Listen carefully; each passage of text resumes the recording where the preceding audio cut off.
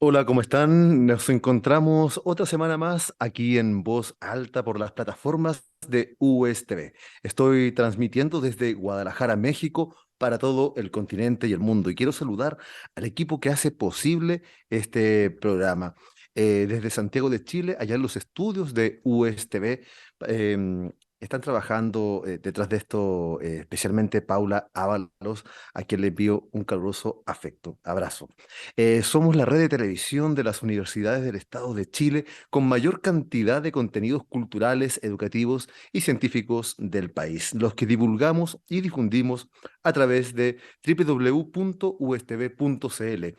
También por la señal del 14.4 de la televisión digital en la región metropolitana y por Sapin TV por el canal 165 para todo Chile. También nos puedes seguir en nuestras redes sociales, las que puedes revisar en Facebook, Instagram, YouTube, como Programa en Voz Alta, en donde encontrarás todo el contenido y nuestro material que semana a semana te presentamos. También en las redes sociales de US TV. Prontamente estará nuestro sitio web www.programaenvozalta.com. Soy Víctor Munita y esto es En Voz Alta y vamos ahora con la presentación de nuestro invitado. Antonio Ortuño es un escritor mexicano, nacido en 1976 en Zapopan, Jalisco, México. Desde muy pequeño se interesó en la lectura, ya que sus abuelos, ambos profesores de primaria, le enseñaron a leer a una edad muy temprana. Antonio Ortuño ha reconocido que se crió en medio de una familia muy lectora, donde los temas de la sobremesa eran sacados de las líneas que leía cada uno de sus integrantes. Sus primeras ojeadas fueron de un corte más elaborado y avanzado para su edad, ya que él buscaba estar al nivel de sus hermanos mayores en las lecturas que realizaban. Libros de aventura y colecciones de clásicos juveniles fueron su inspiración para tomar lápiz y papel y comenzar con sus primeras líneas. También su madre, actriz de teatro, escribía poesía y era costumbre que las leyera a viva voz por todas las habitaciones de su hogar. Todo aquello lo fue envolviendo en la palabra y comenzó a plasmar la idea de escribir sus primeras composiciones. A la edad de 30 años presentó su primera novela, llamada El Buscador de Cabezas, de 2006. Al año siguiente se sumaron dos trabajos más, Recursos Humanos, de 2007, y El Jardín Japonés, del mismo año. El Buscador de Cabezas narra la historia de un joven fascista renegado enamorado de una fotógrafa punk, que se debate entre lealtades cruzadas cuando un grupo fascista llega al poder en su país. En octubre de 2010 fue elegido por la revista británica Granta como parte de su listado de los mejores escritores jóvenes en lengua española, y la edición mexicana de la revista GQ lo eligió Escritor del Año. Su último trabajo es La Armada Invencible, de 2022, una novela entrañable sobre la adultez, el fracaso y la amistad, escrita con la combinación exacta de ironía, nostalgia y reflexión. Hoy, en nuestro programa En Voz Alta, te presentamos a Antonio Ortuño. Música y literatura, como hermanadas en las artes, han tenido una relación incestuosa de inspiración mutua.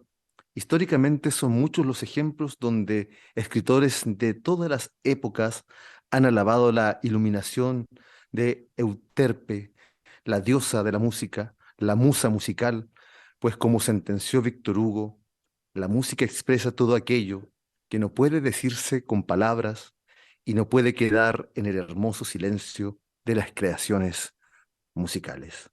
¿Cómo estás, Antonio? Qué gusto tenerte aquí en voz alta. Bienvenido. ¿Qué tal, Víctor? Buenos días, un saludo y un saludo también al auditorio.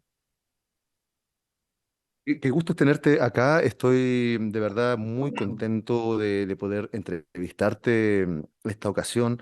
Aquí en Guadalajara nos hemos visto por la calle, vivimos relativamente muy cerca y de verdad que para mí es todo un honor tenerte en voz alta y que también en Chile te puedan conocer un poco más de tu trabajo, aun cuando tus novelas, tu trabajo ya está en las librerías chilenas y en distintas partes del mundo.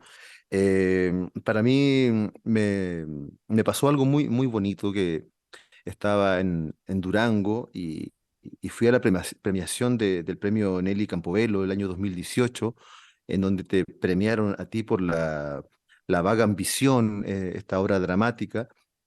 Y cuando llego a Chile, eh, mi hermana me recibe en el aeropuerto del desierto de Atacama, me recibe con un libro tuyo.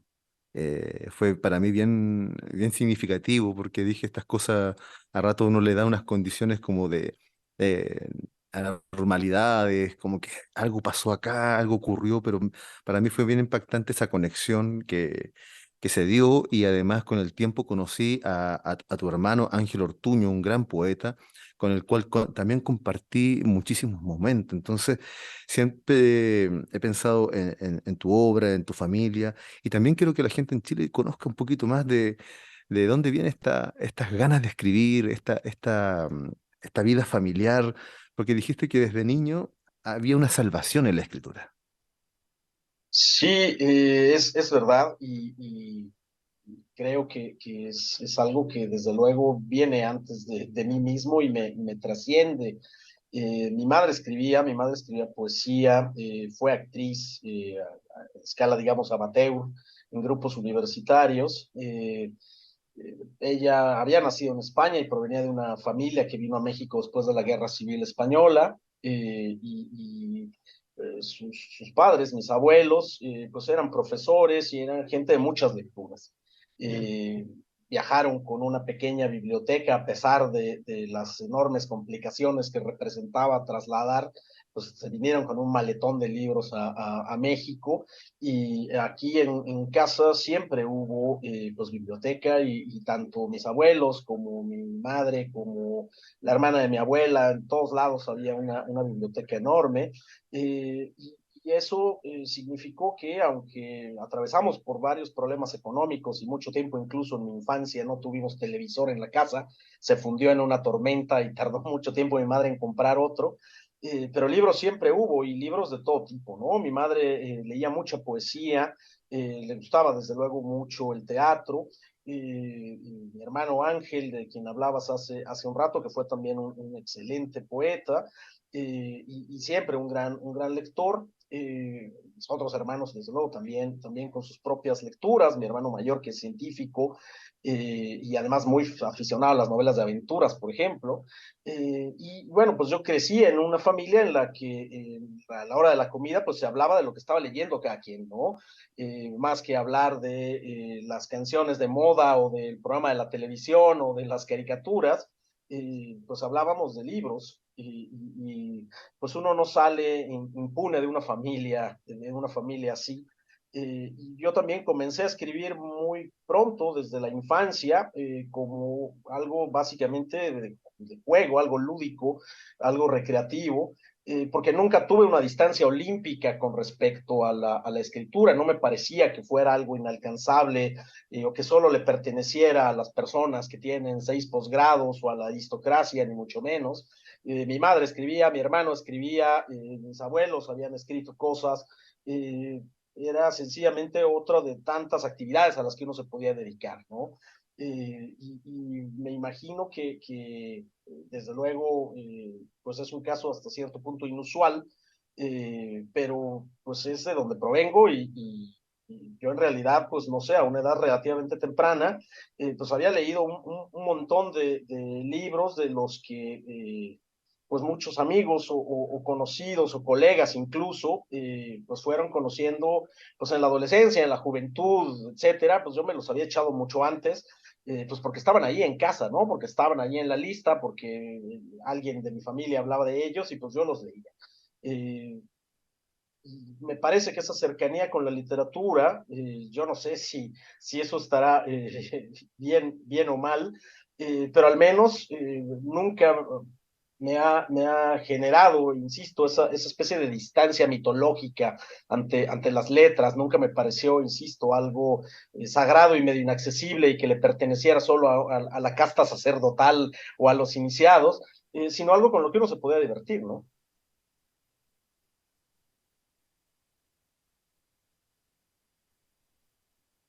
Oye, Ángel, pero también decías, por ejemplo, yo no puedo salir. impune de una familia en donde se conversa a diario, en la hora de la comida, sobre la literatura, lo que estamos leyendo, pero también decías en una entrevista que te leí por ahí y también te escuché en otra, dices que hay que escribir, pero también hay que ser escritor todo el tiempo.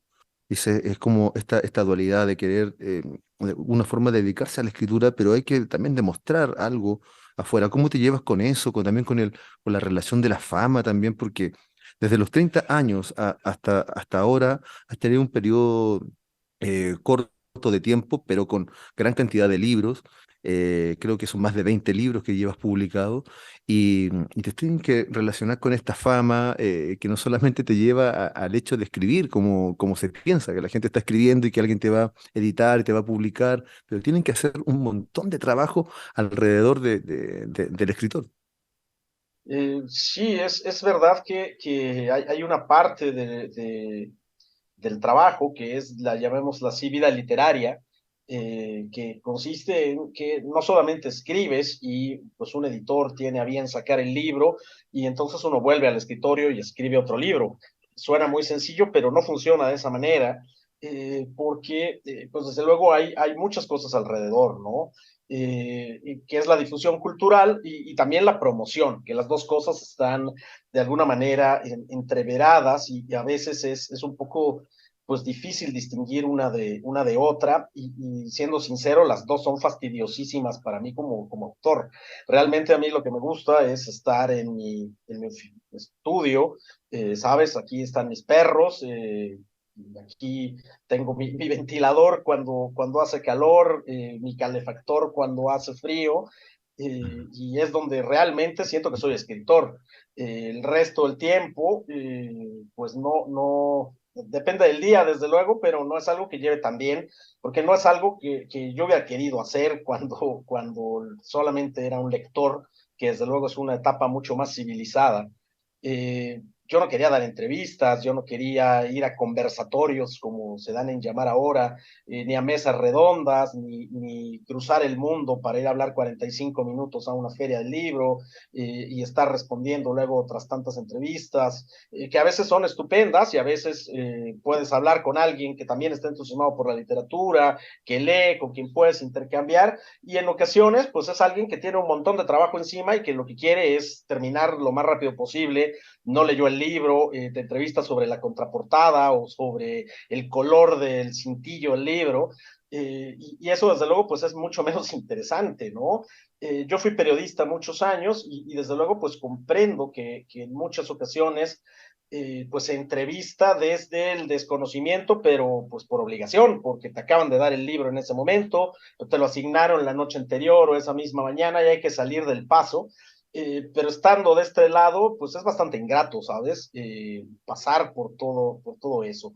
Y no digamos ya la vida literaria, las tenebras, los cariñitos entre colegas, toda esa vida circundante entre la que están, pues muchas actividades que en ocasiones pues son necesarias y a veces indispensables para el escritor que quiere vivir de escribir.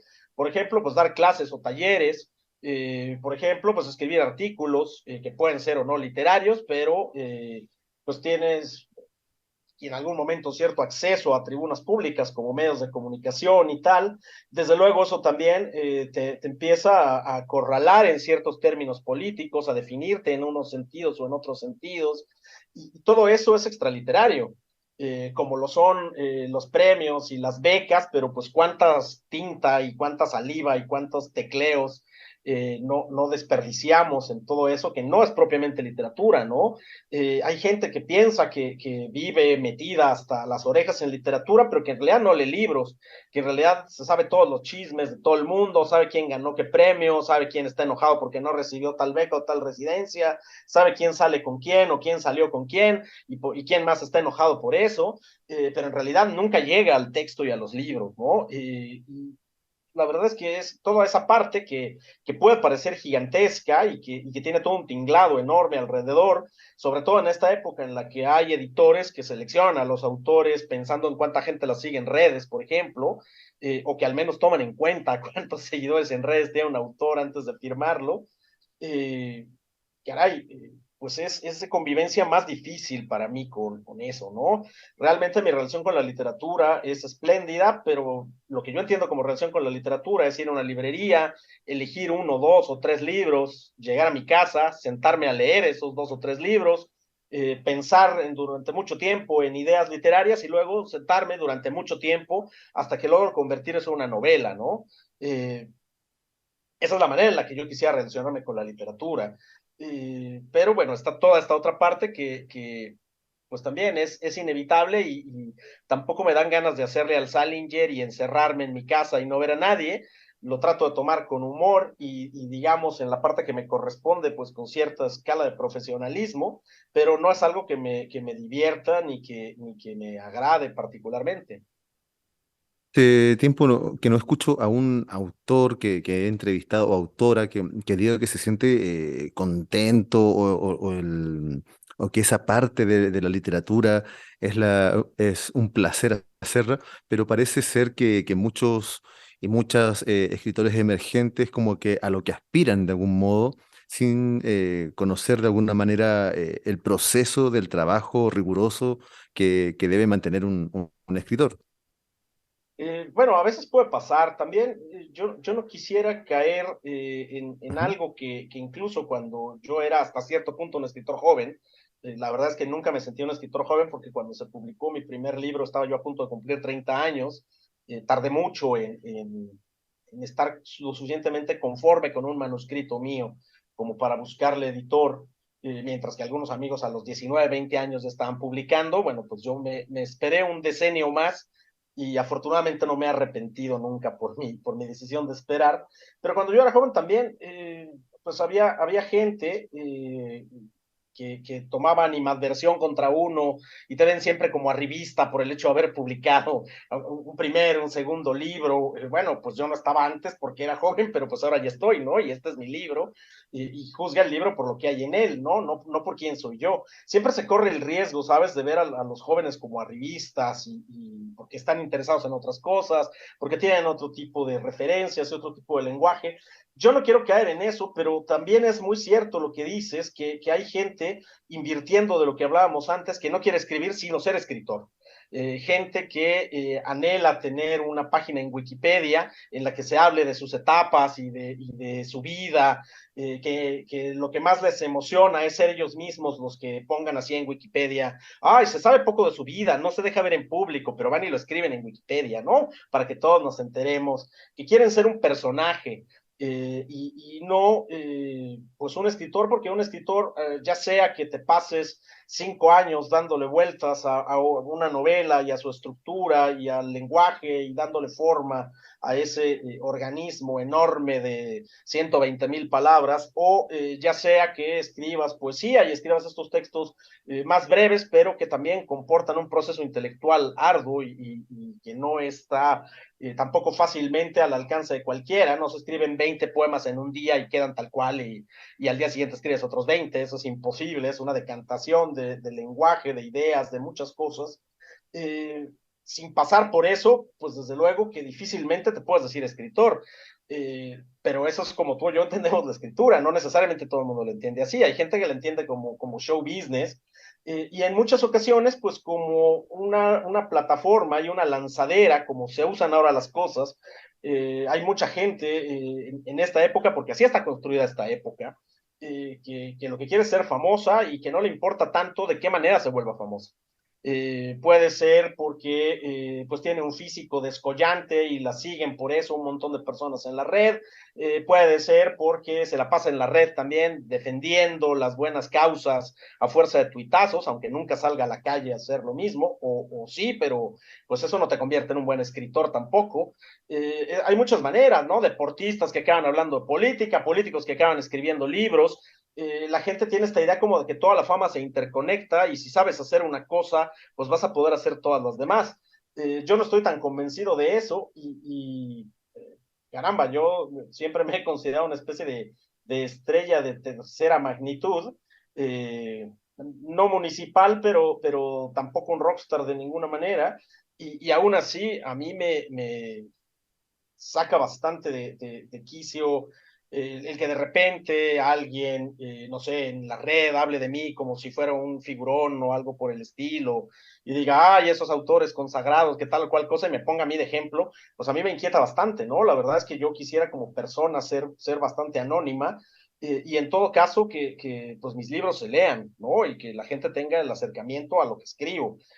No me interesa como figurar yo a nivel personal, y por eso a lo mejor alguien me dijo alguna vez que yo usaba las redes igual que su tía, ¿no? Es decir, subo fotos de mis perros, subo fotos del disco que me acabo de comprar, no estoy poniendo pensamientos profundísimos sobre lo que es la escritura y demás, porque yo pongo la literatura o trato de poner la literatura en la literatura. Cuando escribo solo Ni, estoy ni, ta- ni pensando. tampoco, ni tampoco esos estados de tristeza eternos para parecer más sufrido como No, no, escritor, ¿no? yo voy a terapia, ¿sabes? No utilizo a Facebook ni al resto de la gente como mi terapeuta. De la misma manera que tampoco pongo a votación alzada qué me pasa si me duele la garganta, ¿no? Voy al médico. Oye, tú has publicado más de 20 libros.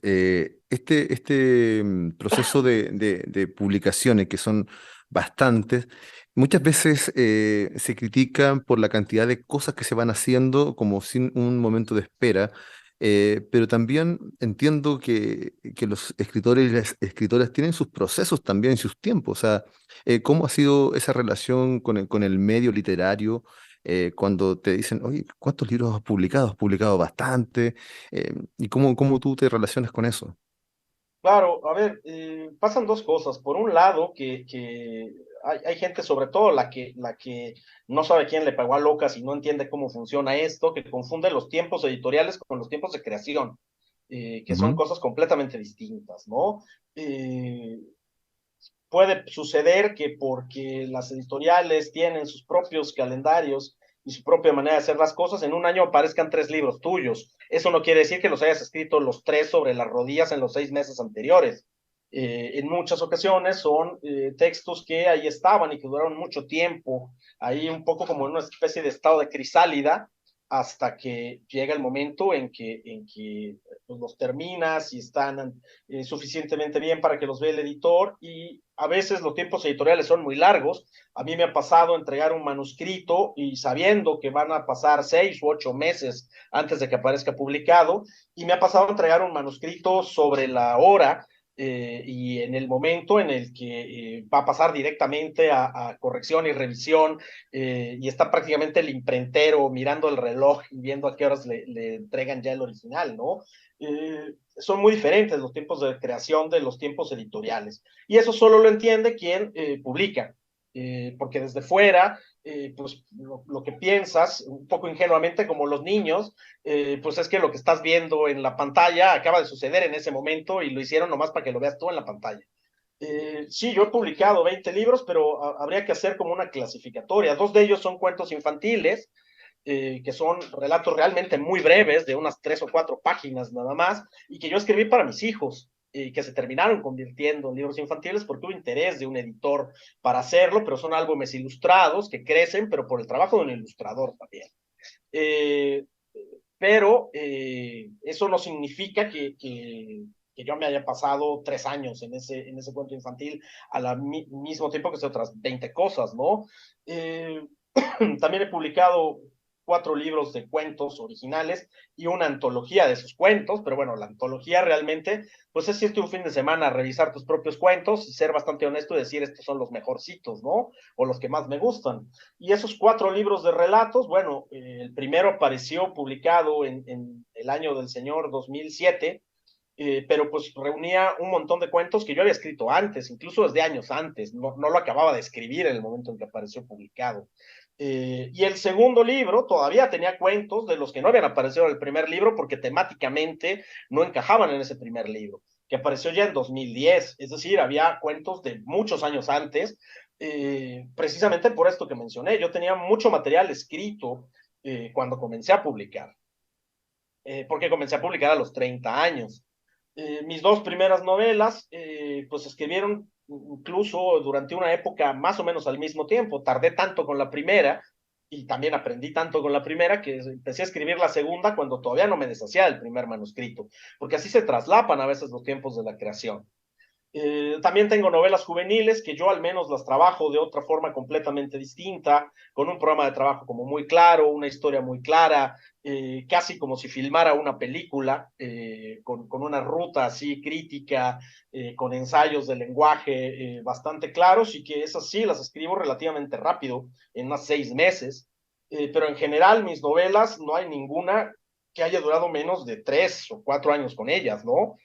Solo que a veces pues empiezan a traslapar. Estoy en la parte final de la corrección de un manuscrito, pero ya estoy tomando notas o haciendo ejercicios de estilo de otro manuscrito, porque así funciona mi cabeza. Eh, Dicen que para escribir el primer libro o sacar el primer disco, ya que tú también tienes esta afición de por la música, vamos a hablar, se puede tener toda la vida, pero para hacer el segundo, no más de un año o año y medio. Mira, la verdad es que cuando yo saqué mi primer libro ya tenía listos el segundo y el tercero también. ¿Ok? Eh, ya estaban los libros hechos y fue básicamente un azar editorial el que determinó que ese fuera el primer libro. Es cierto que fue El el buscador de primer cabeza, libro, ¿cierto? El Buscador de Cabezas, fue el Ujú. primero que conscientemente trabajé y el que trabajé durante muchos más años y el que de alguna manera fue como mi eh, obra en la que me enseñé de alguna forma a ser novelista con sus errores y sus aciertos, pero fue mi playground y aprendí a ser novelista escribiendo una y otra y otra y otra y otra veces el libro hasta que quedó el manuscrito como yo quería. Pero tardó tanto, tardé esencialmente 10 años entre que tuve la idea de escribir El Buscador de Cabezas y de los personajes y de cómo se iba a desarrollar hasta que apareció publicado, pasó una década. Y en esa década, bueno, pues también escribí básicamente toda Recursos Humanos, que fue mi segunda novela, y escribí los cuentos de El Jardín Japonés, mi primer libro de cuentos, y muchos de los cuentos contenidos en La Señora Rojo, mi segundo libro de cuentos. Es decir, que pues esa primera hornada como de libros que aparecieron muy rápido, pero correspondía a más de una década de trabajo. No a algo que sucedió como instantáneamente, ¿no? Eh, insisto, no hay que confundir los tiempos editoriales con los tiempos de la creación. Yo, desde luego, pues los tengo bastante bien separados y determinados, y hay libros que se traslapan. Esbirros, que es un libro que apareció publicado en 2020, pues contiene relatos que se escribieron a Esbirros, lo largo de unos 10 o 12 años. ese libro Eh, habla sobre el poder, sobre la sumisión de los Así es. funcionarios, de distintos tiempos también, que es un libro que me llama mucho, mucho la atención, según lo que he podido indagar de él. Y ese libro, por ejemplo, como tenía una petición de principio muy rigurosa, es decir, cuentos al respecto de las relaciones de poder, pues tardé 12 años en terminarlo, ¿no? Pero escribí un cuento, me parecía que estaba bien, y luego iba cayendo otro, porque no me quise forzar a escribirlos todos en un verano, para que no se parecieran. Entonces, pues son cuentos muy variados, fue una idea a muy largo plazo y que tuvo un cocimiento muy lento, ¿no?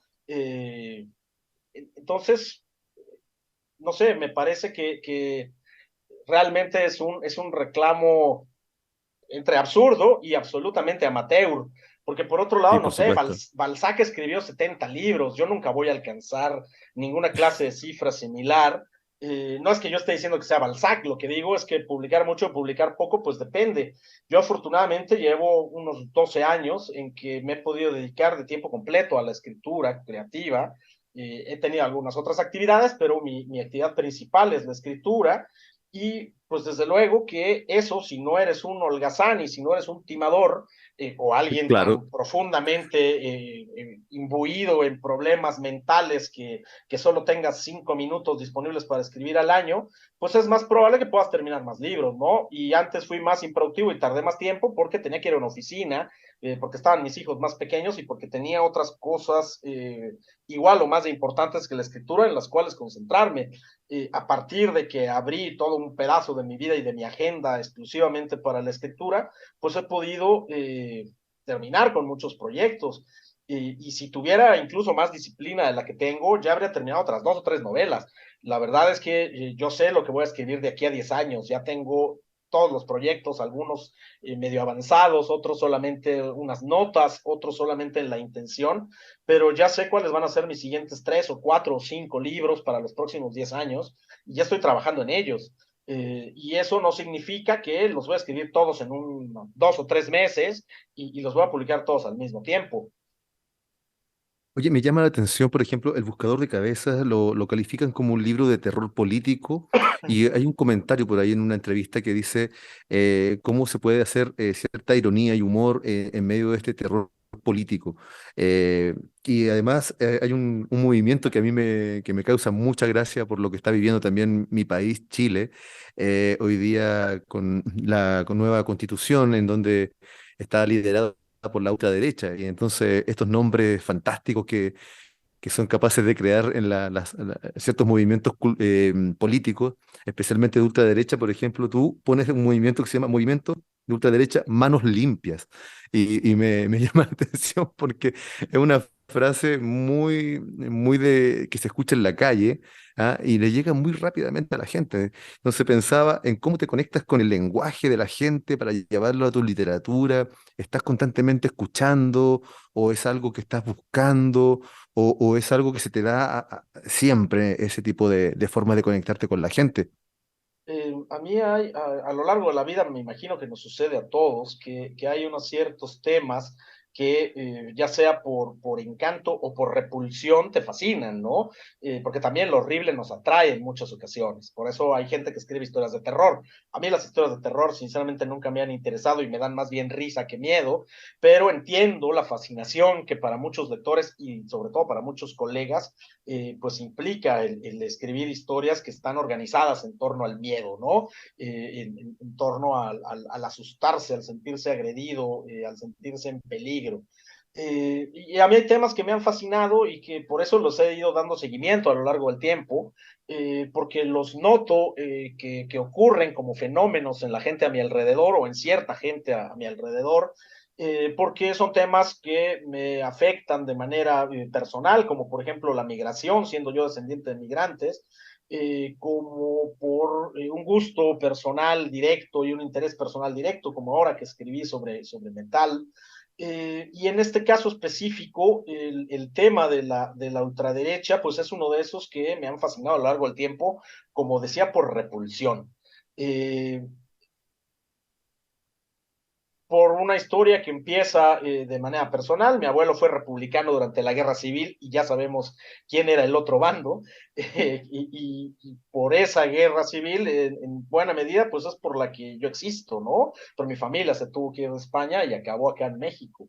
Entonces sí hay una cosa ahí como fundacional, por ese conflicto es por lo que yo existo.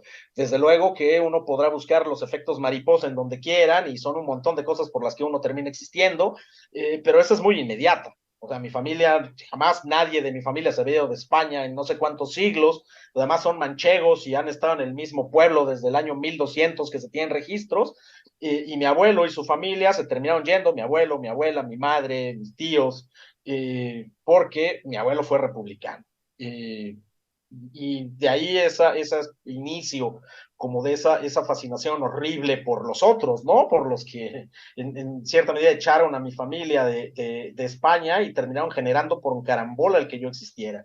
Leí un montón de autores de ultraderecha a lo largo del tiempo, siempre con esta mezcla de atracción y repulsión, como por ejemplo a Céline, como por Ujú. ejemplo a Pierre Drew Lagoselle, aquí en México a Rubén Salazar Mayén, porque hay toda una tradición, ¿sabes?, de autores de ultraderecha, algunos de ellos muy interesantes y otros verdaderamente terroríficos, ¿no?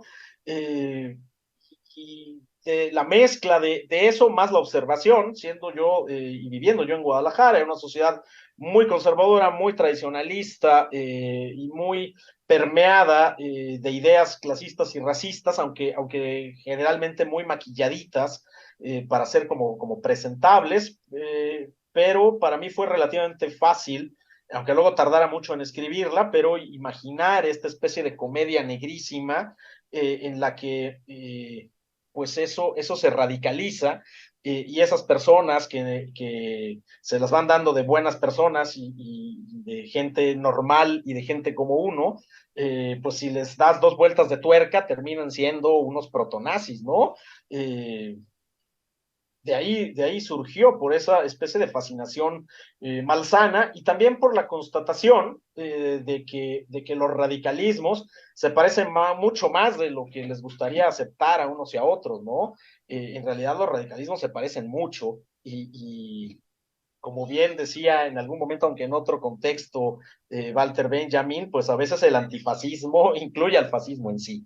El fascismo incluye al fascismo y al antifascismo. Se terminan pareciendo muchísimo en muchas cosas, como hemos podido ver también en América Latina en años recientes. Y a mí esa fascinación por la radicalidad que siempre me parece estúpida y que siempre me parece inhumana y que siempre me parece cruel, es lo que terminó dando el buscador de cabezas, ¿no? Elegí que fuera la derecha porque correspondía a esa repulsión personal y a esa historia de vida en esta zona del mundo, pero perfectamente, pues los manos limpias hubieran podido ser los puño en alto y ser del signo contrario, ¿no? Porque el fanatismo pues está extendido a muchas otras zonas. Y estamos conversando con Antonio Ortuño desde aquí, desde Guadalajara, México, para que lo conozcan en todo Chile a través de la red de televisión de las universidades del estado de Chile. Antonio, ¿qué conoces de mi país, de este territorio de Sudamérica? ¿Has estado en Chile? ¿Has podido conocer? ¿Qué conoces? ¿Qué autores? ¿Cómo te conectas también con mi país? Mira, yo he estado en tres oportunidades en Santiago y en una de ellas me llevaron a Viña a pasar el rato. eh, y desde luego, pues la experiencia de leer la literatura chilena. Tengo algunos amigos chilenos también, pero desde mucho antes de haber conocido un chileno, pues tuve la experiencia de la literatura chilena y muy cercanamente de la poesía chilena.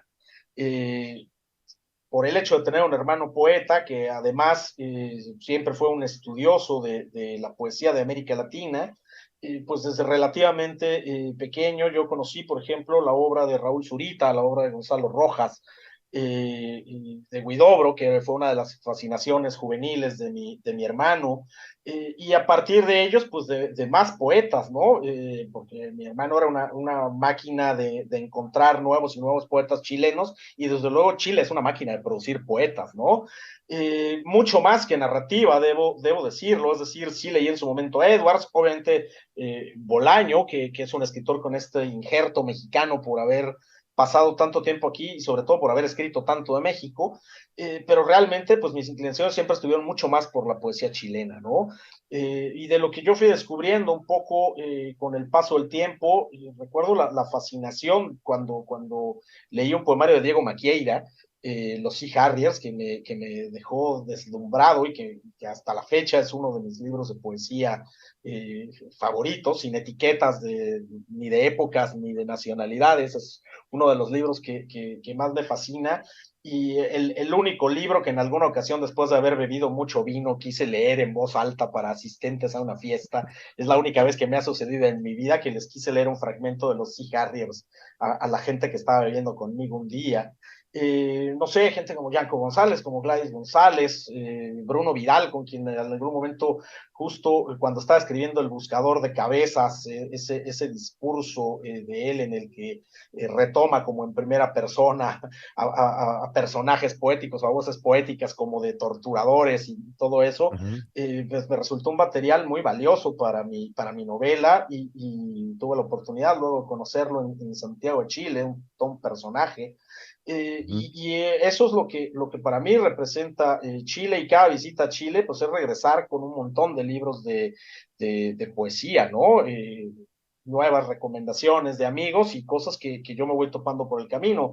Desde luego también, pues de narrativa, pues más reciente, por ejemplo, Diego Zúñiga, que me parece un autor que además es un tipo con el que tengo una buena amistad, porque me parece un autor sumamente interesante y sumamente valioso, no sé, Nona Fernández, pues un montón de escritores chilenos como de mi generación con los que he tenido la oportunidad pues, de convivir o de compartir festivales, mesas, diálogo.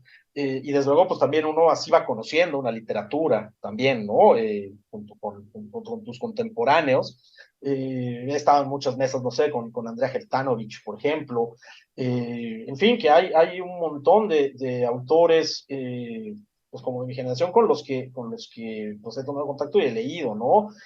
Aunque es mayor que yo, no sé, Gumucio, por ejemplo, que además es un tipo muy, muy divertido y así, muy, muy controversial. Eh, Ajá. para mí siempre mis visitas a Chile son muy literarias y siempre lo que termino haciendo pues es pasándome en las librerías, ¿no? Desde metales pesados hasta las de viejo. Eh, para mí una visita a Chile es forzosamente y antes de sentarme a comer mariscos o a beber vino, pues es asegurarme de que me voy a llevar 20 o 30 o 40 libros. Oye, ¿cuáles son las principales diferencias que tú notas entre Chile y México en estas visitas breves que vas allá? Eh, ¿Cómo o ves realmente que nos parecemos mucho más de lo que la gente opina? No, yo la verdad es que siento a Chile como quizá de los países latinoamericanos que conozco, el más distinto a México, me parece que ha sido Chile, al menos esa es mi experiencia personal, incluso noto mayor diferencia incluso con Argentina. Mientras que en lugares como Lima o como Bogotá, siento una especie de continuidad como cultural y social muy marcada. En Chile sí he sentido como una diferencia. A mí me impresionó mucho y no sé qué tanto haya sido casualidad o qué tanto sea idiosincrático, pero haber visto a la gente formada en las paradas de autobús en Santiago, esperando el autobús con un cierto orden, es algo que en México no ha sucedido nunca en la historia, ¿no? Es decir, llega un autobús y toda la gente avanza y gana el más fuerte o la señora que va repartiendo bolsazos, siempre es un caos. Mientras que en Chile encontramos ciertos procedimientos de orden que en México son completamente desconocidos o que pudiéndolos tener, pues los mexicanos hemos decidido históricamente ignorar. Los mexicanos cruzamos por mitad de la calle sin ver, damos todas las vueltas prohibidas en los autos. No digo que eso no ocurra en Chile, sino que comparativamente me pareció un país mucho más organizado y mucho más tendiente a un cierto orden que México. Otra cosa que me sorprendió mucho también, sobre todo en la época en la que comencé a ir a Chile, que también la situación en México era un poco distinta, pero era un país mucho más politizado. Me tocó ver muchas manifestaciones en Chile, manifestaciones de estudiantes, y estas manifestaciones en las que yo al menos me sentía de repente en una película, ¿no? Las tanquetas lanzando agua, las multitudes de estudiantes, calles bloqueadas, consignas, en una época en la que en México había mucha menos salida a la calle, la gente en realidad no participaba, que eso sigue sucediendo en buena medida, ¿no? Tuvimos nuestra época de marchas, pero en términos generales, ahora está muy concentrado, por ejemplo, en el movimiento feminista y hay pocos movimientos que realmente tomen la calle, mientras que me pareció que en la sociedad chilena era algo como recurrente, o sea, la gente se inconforma por algo, se organiza y va y toma la calle y afronta las consecuencias de ello. Desde luego que sí encontré diferencias. Obviamente, pues hay algunas semejanzas, porque a fin de cuentas somos latinoamericanos, pero sí debo decir que me llamó mucho la atención. También, insisto, puede ser mi experiencia personal, pero me pareció un país bastante distinto a México en muchos temas, ¿no? Oye, te voy a llevar a otro punto. ¿Cómo te llevas con los premios? ¿Cómo es tu relación con los premios? ¿La editorial trabaja contigo para eso? ¿Cómo se hace? Yo he conversado con distintos autores y me dicen, no, mira, yo me llevo muy bien con los premios, me decía un autor. Y si bien la editorial también me pone en esta situación, yo también trabajo para ciertos premios que quiero obtener, me dice. Porque tú has sido premio Nelly Campobello, finalista en el premio Herralde el año 2007, en la Fundación Cuatro Gatos, la revista, una revista inglesa te nombra el escritor más importante de un año, ha sido premio de narrativa breve en Ribera de Duero, y así. ¿Cómo te llevas con esa relación? ¿Cómo es?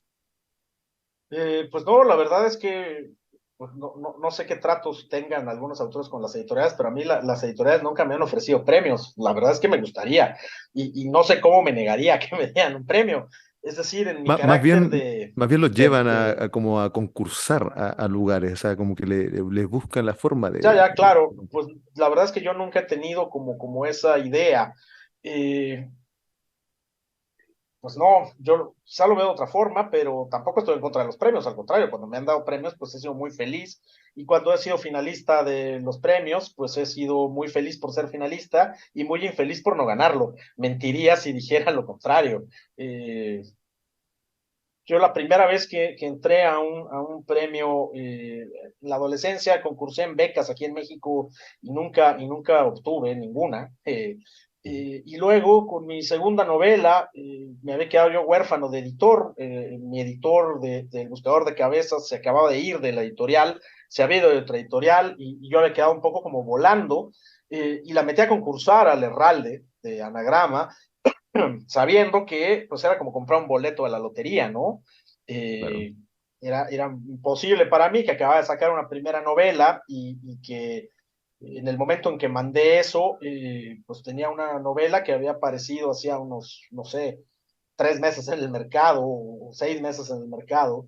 Eh, pues mandé la novela al premio, resultó ser la finalista y la publicó Anagrama y desde luego eso pues me proyectó en muchos sentidos, ¿no? Me permitió llegar a más lectores, me permitió pues tomar una cierta entidad como escritor existente ante la misma gente de letras en México, quien no me relacionaba de ninguna manera con la literatura o ni tenía idea de quién era yo, de repente aparecía en el horizonte de muchos como el finalista del Herralde, como si hubiera caído del cielo, y desde mi punto de vista, pues fue como si hubiera caído del cielo, porque desde luego yo había visto a Jorge Herralde pues en la FIL recibiendo aplausos. Una vez lo entrevisté junto con otros colegas, siendo yo periodista. Desde luego que pues yo no podía hacer algo como mandarle un correo a Jorge diciendo, querido Jorge, públicame esto, ¿no? Pues Claro. no, sinceramente no tenía esa posibilidad y a los jurados pues los conocí el día de la entrega del premio. Uno de ellos, por cierto, Enrique Vilamatas, que fue extremadamente generoso conmigo en esa época, y aunque luego solo lo he podido ver 2 o 3 veces, pero siempre pues conservo como ese buen recuerdo de la calidez y de la buena onda que tuvo Vilamatas conmigo, que fue uno de los jurados de ese premio en el que resulté yo finalista.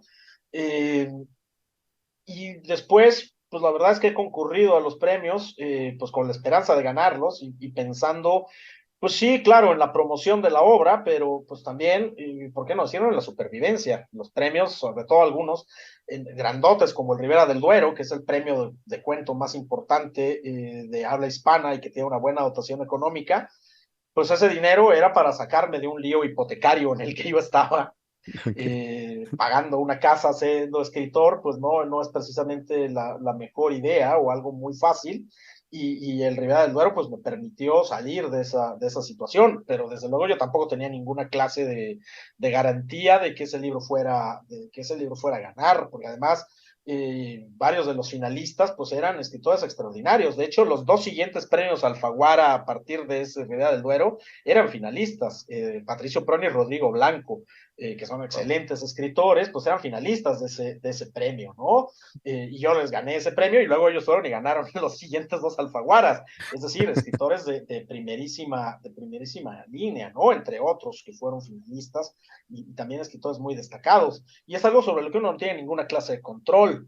En aquel jurado, pues había escritores de primerísimo nivel, la difunta Almudena Grandes, toda una rockstar de la literatura española, Sara Mesa también, una de las escritoras más importantes de España en los años recientes, Juan Bonilla, un escritor excelente español, pues ellos eran el jurado y lo mismo, yo a Juan Bonilla como 15 años antes lo había entrevistado un día en la FIL y Almudena pues la había leído porque además era una de las escritoras favoritas de mi mamá y a Sara Mesa pues la había leído pero tampoco los conocía yo absolutamente de nada, entonces pues de nuevo fue como comprar un billete de la lotería y en este caso sí me gané la lotería porque gané el Ribera del Duero con La Vaga Ambición justamente, que luego al año siguiente ganó el premio Nelly Campobello, que es para obra publicada como libro de cuentos en este premio iberoamericano Nelly Campobello. Pues para mí fue muy importante pues me ayuda, pero yo nunca he escrito un libro pensando ay, con este gano el premio, ¿no? Oye, Este le va a que gustar a los también jurados. También muy importante ha sido esta producción cordobesa mexicana que ya se terminó de grabar, me comentabas, que hace estos días salió ya la publicidad del libro Recursos Humanos, en donde va a actuar la actriz Juana Viale y el director Jesús Magaña. ¿Cómo llegar allá con un libro al cine, Antonio? Caray, sabes que ha sido un proceso bastante largo. Recursos Humanos fue mi primer libro que alguien me pidió para el cine y fue Jesús Magaña. Eh, Jesús, desde luego, tenía otros compromisos profesionales y películas que hacer antes y además, pues levantar una producción de cine que no es nada sencillo. Entonces se llevó varios años Jesús, entre que sacaba otras películas que ya tenía comprometidas y pues iba desarrollando la idea de esta película. Yo le reconozco a Jesús dos cosas, y la primera de ellas es que luchó como nadie para que esa película se hiciera y él desde el primer momento leyó el libro, le encantó, fue conmigo y me dijo, yo quiero hacer una película de este libro y se ha mantenido en esa idea y lo hizo y yo lo reconozco absolutamente, ¿no? La segunda, desde luego, pues ya lo verán los espectadores cuando tengan oportunidad de ver la película, es que a mí la película me encantó y que yo, que fui estudiante de cine en alguna época y que iba a cursos de realización cinematográfica y de comprensión cinematográfica, pues amé la película y para eso para un creador es difícil de decir, ¿no? Boris Vian, uno de mis héroes, pues siempre se ha dicho que se murió del coraje de ver la pésima adaptación de una de sus novelas en pantalla, le dio un infarto fuera de la sala. La verdad es que aquí pasó todo lo contrario, a mí me hizo muy feliz ver mi película o mi historia en pantalla. Tuve la oportunidad de colaborar en la adaptación, que buena parte de ese trabajo también lo hizo Jesús mismo, el director, pero finalmente pues me integré al equipo y pude colaborar en la adaptación y pues desde luego insisto, como los premios, pues en mi condición de apoyo de mí mismo, pues me encanta y desde luego tendrá que juzgar la gente. A mí me gusta porque creo que es una película que no se parece a nada del cine latinoamericano contemporáneo, es una película de humor negro, es una película en la que la mayor parte de los personajes son, si los queremos juzgar moralmente, malvados. Y todos están persiguiendo sus propios intereses y golpeándose por ellos, ¿no? No es una de estas historias tan en boga de buenos y malos, y en las que los buenos sufren mucho y los malos son muy malos, porque a mí nunca me gustaban las películas de Disney de niño, ¿no? Y no estoy buscando excusas sociales para hacer historias de Disney de grande, aunque tengan los valores morales un poquito alterados, pero no me gustan ese tipo de historias. Esta es una historia muy negra, muy sucia, muy ambigua, y la verdad es que para mí es una felicidad verla en pantalla, llevada por alguien que la entendió muy bien como Jesús. Estás en silencio, Víctor. Ah, sí, estoy en silencio, tienes toda la razón. Te quería comentar que de alguna forma, ¿cómo pasas de este tipo de historias que vas creando a una que hoy día te ha conectado fuertemente con los lectores, que es La Armada Invencible? Esta historia de cuarentones, rockeros que deciden volver al rock y que ha tenido un pegue, no sé, ha llamado mucho la atención. Y además tienes también ya lectores que te siguen y tú sabes que van a buscar tus libros. ¿Cómo ha sido este nuevo material que ha tenido mucho impacto? De hecho, estaba en una feria del libro en Coahuila y prendí un canal en la televisión de España y estaban dando como recomendación tu libro que perdí en un aeropuerto. Así es que pues ahí me lo sacaron en un aeropuerto. Caray, mira, la Armada es una novela que yo hubiera querido escribir, no esa novela exacta, sino una historia que yo tenía el impulso de escribir desde la adolescencia. Yo crecí escuchando rock muy ruidoso y es lo que he escuchado toda mi vida. Mi madre era muy aficionada a la música formal, a la música sinfónica. Y yo crecí también escuchando eso, pero mi madre trabajaba y la mayor parte del tiempo no estaba en casa, así que pues oía rock. Mis hermanos oían rock y yo crecí escuchando rock también y muy rápidamente pues encontrando como mis propias bandas y el propio gusto en medio de todo el material con el que me fui topando a lo largo de los años. Y para mí ha sido una influencia de tal magnitud que la podría comparar con la propia influencia de otras lecturas, con la influencia del cine, con la influencia de mi propia experiencia vital, como uno de los principales nutrientes de lo que escribo, ¿no? Las claves estéticas y vitales que me ha dado el tipo de música que escucho, eh, para mí son comparables a las de los libros que más me han influenciado, a las de los autores que más me han marcado. Y por eso quería yo escribir desde joven algo, pero supongo que la militancia es un mal lugar para escribir, sobre todo narrativa. Porque a la narrativa le viene bien la distancia, le viene bien la perspectiva, le viene bien un poco de desengaño, un poquito de cinismo, eh, no mucho cinismo, pero insuficiente.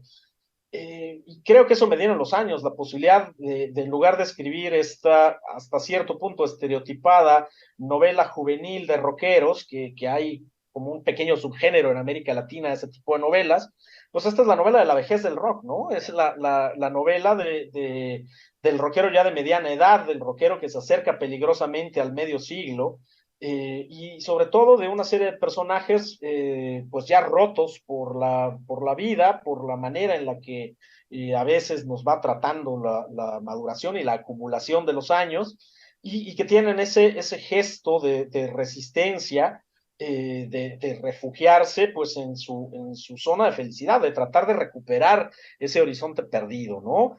Para mí no es una novela ni de derrota ni de nostalgia la Armada Invencible, y creo que parte de lo que ha conectado con muchos lectores es que en realidad pues es una novela de supervivencia y de algo que es una idea que a mí me interesa, que no es la nostalgia entendida como una especie de conservadurismo, de decir que el tiempo pasado fue mejor, sino esta idea de que hay un pasado que quedó inconcluso, un pasado potencial, que desde luego el futuro siempre es lo que importa, pero hay unos futuros mejores que otros.